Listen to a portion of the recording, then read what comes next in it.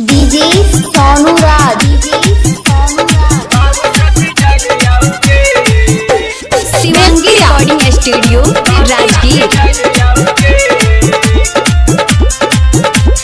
ये करक देखा देखी करही के छौड़ी हमारा काया से निरखाही के छौड़ी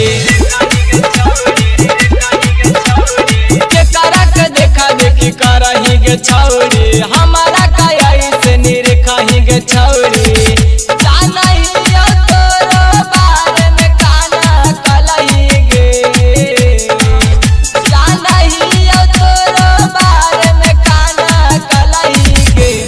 छौड़ी गे तोहारे चक्कर में हम ता बाबू से पिटल आओगे। छौड़ी गे तोहारे चक्कर में हम ता बाबू से पिटल आओगे।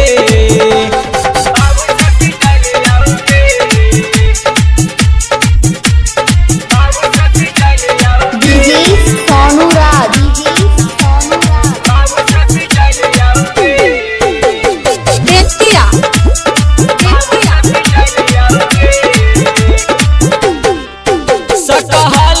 छौड़ी कहिए से हाँ कहिए से जब छौड़ा के देखलियो जहिए से छौड़ी जहिए से सकहलोगे छौड़ी कहिए से छौड़ी कहिए से जब छौड़ा के देखलियो जहिए से छौड़ी जहिए से हमारा के छोड़ी तू यार पा मरली गे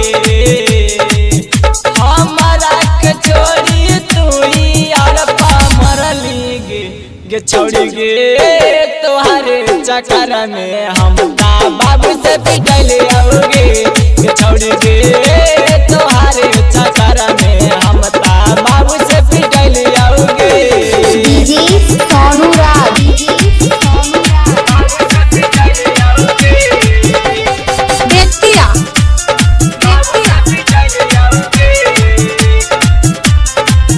जनतानी के छौड़ी नामा छौड़ी नामा फिर छोड़ला के मतलब ना हो छौड़ी ना हो।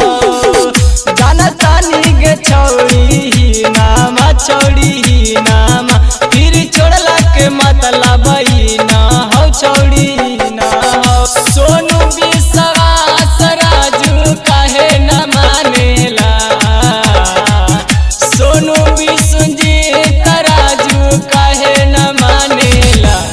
छौड़ी गे तोहारे चक्कर में हम ता बाबू से पिटल आओगे।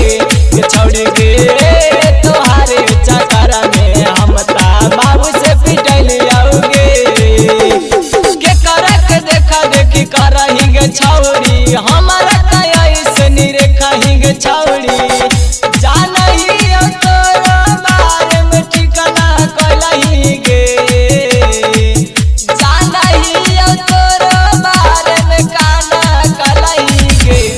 छौड़ी गे तोहारे चक्कर में हम ता बाबू से पिटल आओगे। छौड़ी गे तोहारे चक्कर में हम ता बाबू से पिटल आओगे। Shivangi recording studio Rajgir.